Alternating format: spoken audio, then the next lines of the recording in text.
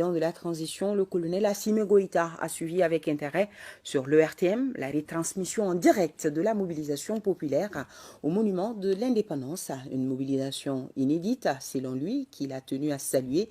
Pour lui, le peuple malien, à l'unisson, vient d'envoyer un signal fort et un message à la CEDEAO et à l'UEMOA à travers ces manifestations populaires dans tout le pays. Le chef de l'État n'a pas manqué également de remercier certains pays amis et les peuples africains d'une manière générale pour leur soutien indéfectible au Mali. Ces propos sont recueillis par Sidiki Dambélé juste après la cérémonie. Suivons ensemble. D'abord, je tiens à remercier le peuple malien qui a sorti massivement. Et cette mobilisation prouve à suffisance que les autorités maliennes parlent au nom du peuple malien.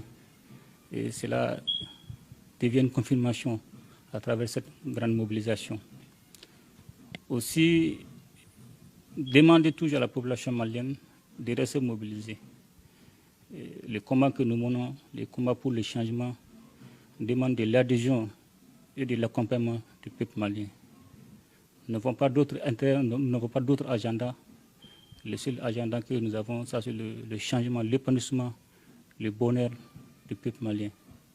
Et cela ne peut pas se faire sans difficulté, mais il s'agira surtout que nous-mêmes nous soyons conscients, que nous soyons conscients de ce que nous voulons défendre, les intérêts supérieurs de la nation.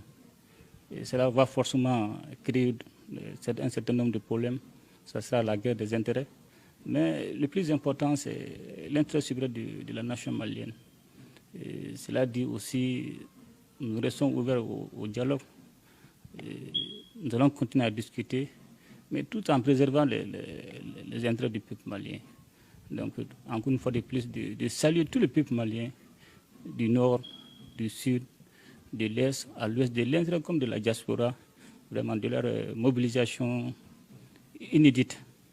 Vraiment, on ne peut que les remercier encore de soutenir les autorités de la transition. On en a besoin. Vous avez un message fort aujourd'hui pour nos partenaires de la CEDEAO et de l'UEMOA à travers cette mobilisation populaire. Ce sera lequel? Le seul message que j'ai pour la CEDEAO et l'UEMOA, c'est un message de compréhension du contexte malien. Aujourd'hui, nous sommes là parce que jusqu'à présent, un certain nombre de mots n'ont pas été traités. Si réellement la CEDEAO et l'UEMOA souhaitent le bonheur du peuple malien, la CEDEAO doit accompagner le peuple malien à travers les désirs de changement du peuple malien pour que nous n'assistons pas à un éternel recommencement. Monsieur le Président, il y a quand même des pays amis, qu'on peut le dire ainsi, qui nous ont soutenus, qui soutiennent aujourd'hui le Mali et les peuples africains et qui manifestent un peu partout leur soutien au Mali. Quel message vous avez aujourd'hui pour tous ces amis du Mali? Je ne peux vraiment que remercier et féliciter tous ces pays amis qui nous ont soutenus. Comme on le dit en langage bambara, c'est pendant les moments difficiles qu'on connaît ses vrais amis. Et pour la Guinée, c'est pas étonnant. Pour l'Algérie, c'est pas étonnant. Aussi pour la Mauritanie.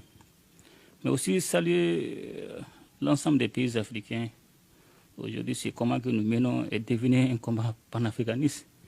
Et ce n'est plus uniquement le combat malien, c'est tous les peuples africains qui se reconnaissent dans ce combat.